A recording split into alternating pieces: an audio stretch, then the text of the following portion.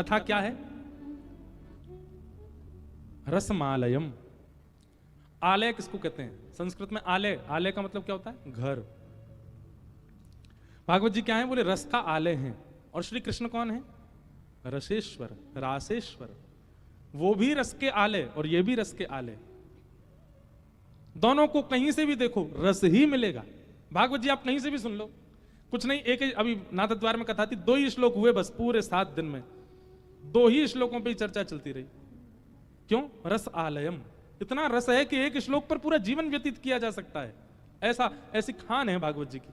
अब एक ही श्लोक की चर्चा में हम सूरदास जी की भी बात कर लेंगे, तुलसीदास जी की भी बात हो जाएगी, मीराबाई की भी बात हो जाएगी, रामदास बोडाना की बात हो जाएगी, ज्ञानेश्वर माउली की बात हो जाएगी, नरसिंह मेहता की बात हो जाएगी। सब चरित्र एक साथ प्रकट होते चले जाएंगे एक ही श्लोक में, और उसी में 7 दिन की कथा हो जाएगी। क्यों? रसमालयम, रस आलय है भागवत। एक एक बूंद में रस भरा हुआ है। ऐसी भागवत की कथा को क्या करो? बोले सुनो, नहीं, रस को सुना नहीं जाता, रस को पिया जाता है। अब आप लोगों को तो नहीं मिला होगा, पर हमारे द्वारिकाधीश मंदिर में राजभोग जब लगता है ना ठाकुर जी को, दोपहर के भोग को राजभोग कहते हैं।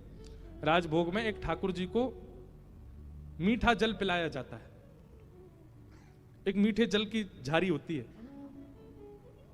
इतना स्वादिष्ट होता है। मैंने ऐसा मीठा जल, उसमें कुछ नहीं होता, शक्कर होगी, थोड़ी इलायची सी होती है, केसर होगी, बस 2-4 सामग्री होती हैं।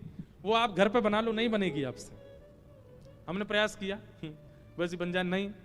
वो द्वारिकाधीश जी के सन्मुख से मिलती है, उसी में ही वो स्वाद होता है। और इस बार हम पे कृपा नाथद्वारा में भी हुई। वैसे सब भाव मंच से बताने के नहीं होते, नहीं तो फिर लोग बाग वहां जाके फिर वो भी प्रयास करते हैं हमको भी मिले।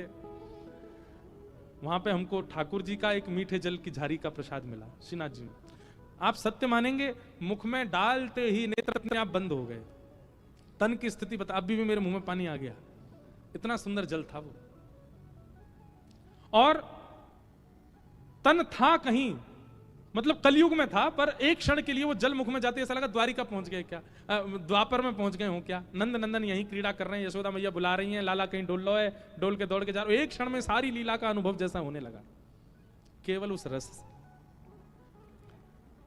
ऐसे ही भागवत जी का रस है।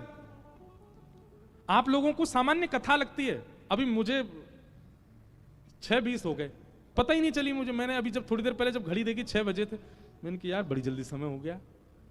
नहीं तो 3 घंटा 3.25 घंटा कथा कहते, फिर विराम कर देते हैं।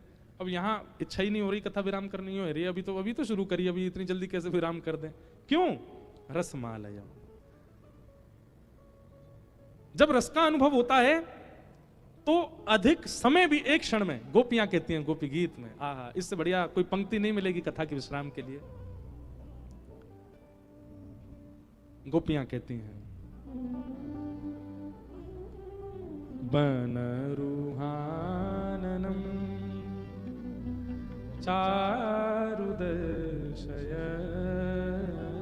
हे नाथ, जब आप वन में विहार करते हैं, उस वन विहार करते समय जब आपका वह मधुर रूप का जब हमको दर्शन होता है ना नाथ, उस रूप का हम कैसे वर्णन करें। धनरजस्वलम दर्शयन् अटति अधवान् नन्हिकाननम्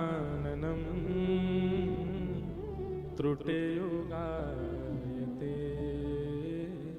त्वां पश्यताम्।